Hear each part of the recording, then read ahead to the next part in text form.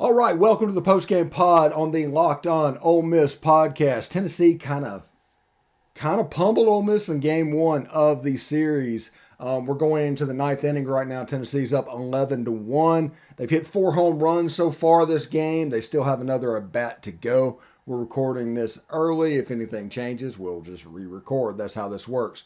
But Tennessee has a really good team. We'll talk about that and more in just a second. This is the postgame pod. You are Locked On Ole Miss, your daily podcast on the Ole Miss Rebels, part of the Locked On Podcast Network, your team every day.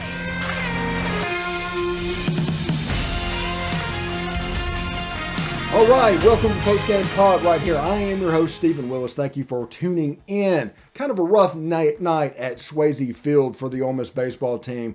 Right now, they're currently down 11-1. It kind of got away from them early after John Gaddis struck out the side in the first inning.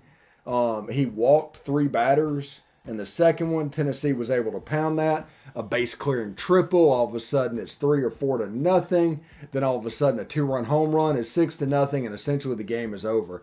After that, Delucia came in, did yeoman's work. The story of the game is probably the yeoman's work that he did to eat up innings and just save the bullpen for what could be a taxing rest of the weekend. He threw nearly 100 pitches. He performed admirably. Tennessee had a couple that got out of the yard. Now, I'm not saying anything's wrong doing, but whatever bats Tennessee is using or whatever's going on, there were 3 pop-ups, or at least I thought there were pop-ups coming off the bat that ended up going out of the yard.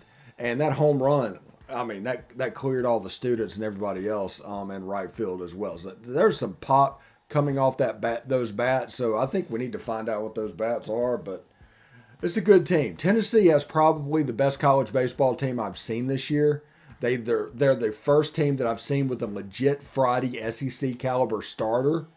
And you take that into account.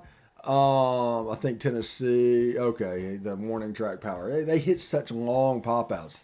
It's kind of amazing to see. But Tennessee has the chance to be really good. They have the look of an Omaha team. They really kind of play guerrilla ball, old school LSU guerrilla ball. And because of that, they're just really good. They have big, good-looking athletes and everything. It was a game that I think Ole Miss got taken by surprise whenever the second inning happened and the deficit came into it. And then you had Chase, what's his name? Chase something. I'm terrible with names. Chase Burns. 7 innings, 2 hits, 1 run, the solo home run to Tim Elko. Just a great combination of performance.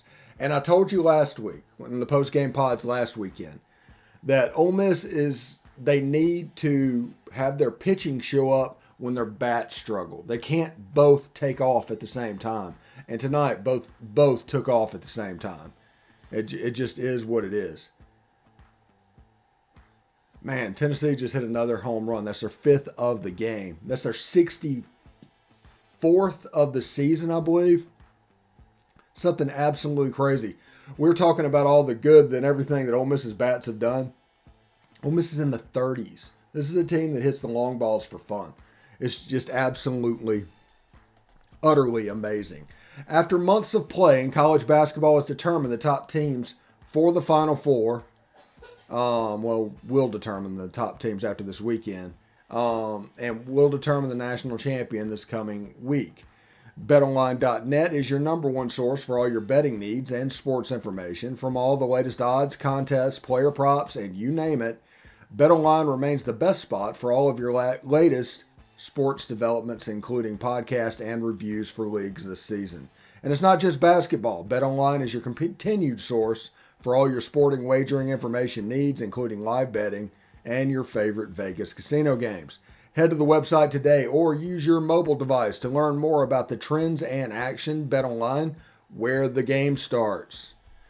And this is normally the time of the year when I've pretty much given up on all my New Year's resolutions, but I'm not going to do it this year. This year I'm sticking to my resolution to eat right thanks to Built Bar.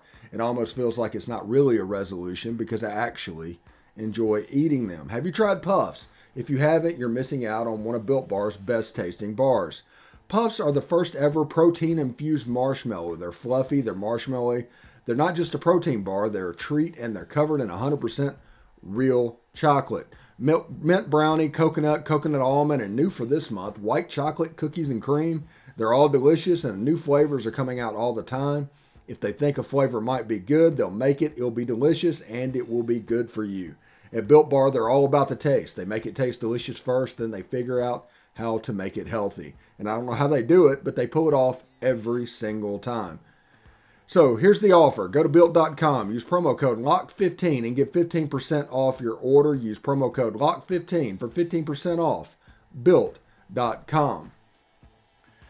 Now, Ole Miss is just trying to get through this. It's 12-1 Tennessee right now. Tennessee used a little bit of the long ball to move ahead. Tennessee looks legit. They're the best college baseball team I've seen this year, and I know I've said that numerous times, but they are the best college baseball team I've seen this year.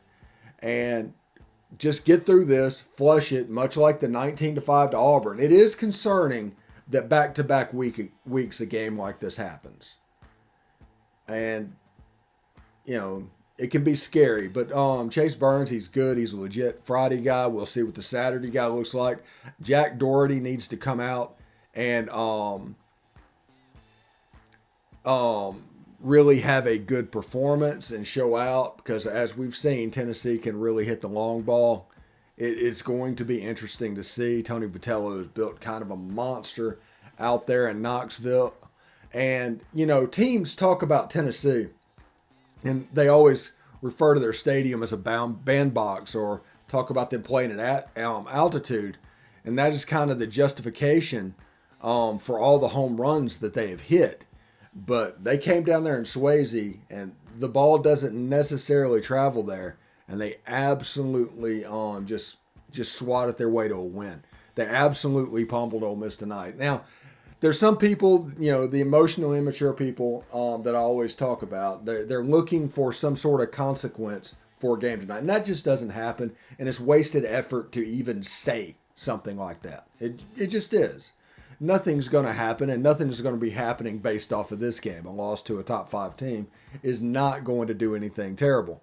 But it's one of those games that just got away from the Ole Miss staff. Honestly, last week against Auburn, it could have gone real similar because if you remember correctly, John Gaddis got hit early in that game as well.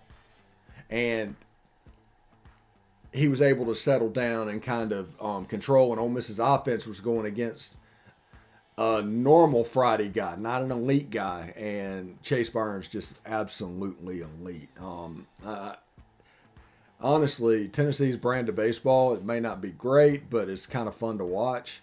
And they really play good, and they have big, strong, good-looking athletes that just knock the stew out of the ball. Now, this is my suggestion for tomorrow. Flush it. Don't worry about it. Come out there and do the best you can. But try to get the W going into Sunday. Try to even up the series so the rubber match can happen because a series win's still possible. It's still out there. But 3 hits tonight, the 1 solo home run for Ole Miss, that's not going to do it. But anyway, I'm Stephen Willis, and whether you wanted this or not, this has been the post-game pod on the Ole Miss, the Locked On Ole Miss podcast channel. So thank you very much for tuning in, and we will see you tomorrow.